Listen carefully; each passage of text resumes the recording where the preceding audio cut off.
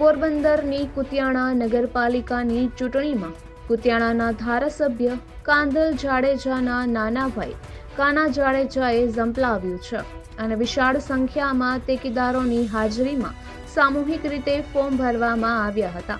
બીજી તરફ ધેલીબેન ઓડેદરાના નેતૃત્વમાં ભાજપ દ્વારા પણ તમામ 6 વોર્ડમાં 4 ફોર્મ ભરવામાં આવ્યા છે। ત્યારે સ્પષ્ટપણે જણાઈ રહ્યું છે કે કુતિયાણા નગરપાલિકામાં આ વખતેની ચૂંટણી વિધાનસભા જેવી જ રસાકસી ભરી રહેશે। કુતિયાણા નગરપાલિકાની ચૂંટણીમાં અચાનક જ રાજકારણમાં ગરમાવો આવ્યો છે અને રાણાવાવ કુતિયાણાના ધારાસભ્ય કાંધલ જાડેજા કે જેઓ વિધાનસભાની ચૂંટણી સમાજવાદી પાર્ટી તરફથી લડ્યા હતા, હવે એ જ પાર્ટી તરફથી કાંધલ જાડેજાના નાના ભાઈ કાના જાડેજાએ પોતાની ઉમેદવારી મહાનગરપાલિકા માટે નોંધાવી છે।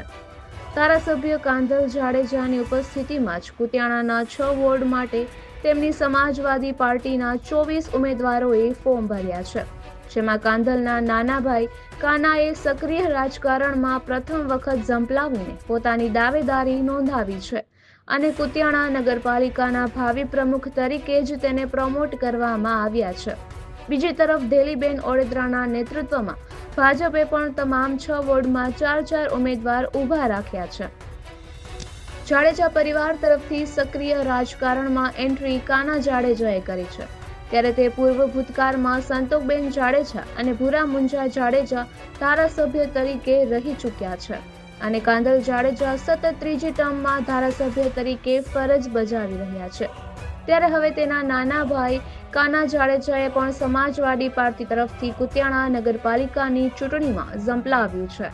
ત્યારે કુતિયાણાના રાજકારણમાં ભર શિયાળે ગરમાવો જોવા મળી રહ્યો છે, કારણ કે વિધાનસભાની ગત ચૂંટણીમાં કાંધલ જાડેજા સામે આ બેઠક ઉપર કુતિયાણા નગરપાલિકાના પૂર્વ પ્રમુખ ધેલીબેન ઓડેદરાએ ઝંપલાવ્યું હતું અને પ્રવચનમાં કાંધલ જાડેજા ઉપર સીધા જ આક્ષેપો કરવામાં આવ્યા હતા અને ત્યારબાદ એ વખતનું રાજકારણ ખૂબ જ ગરમાયું હતું અને પ્રચાર પ્રસારમાં પણ ખૂબ જ આક્ષેપો થતા હતા, પરંતુ અંતે કાંધલ જાડેજાએ હેટ્રિક મારીને ભાજપના ધેલીબેન ઓડેદરાને કારમો પરાજય આપ્યો હતો અને હવે ધેલીબેનના કુતિયાણા નગરપાલિકાના સામ્રાજ્યને ટક્કર આપવા કાના જાડેજા મેદાને પડ્યા છે।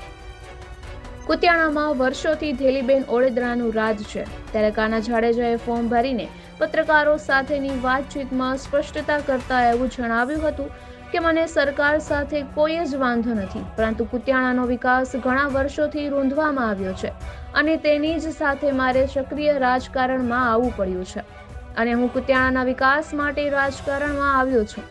કુતિયાણાના વિકાસ માટે પોતે ચૂંટણી લડી રહ્યાનું જણાવીને કાના જાડેજાએ ઉમેદવારી નોંધાવી છે, ત્યારે મોટી સંખ્યામાં ટેકેદારો, આગેવાનો તેમને શુભેચ્છાઓ આપવા માટે પહોંચી ગયા હતા।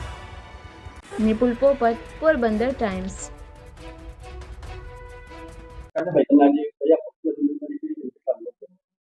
અમે 24 સભ્યો સાથે ઉતર્યા છે સમાજવાદી પાર્ટીમાં, જેમાં લડશું, બરાબર છે। અને અહીંયા કોઈ જાતનો કઈ વિકાસ થયો નથી। છેલ્લા 15-20 વર્ષથી કુતિયાણાની પબ્લિક એકદમ થાકી ગયેલી છે, એના કારણે અમારે આવવું પડ્યું છે।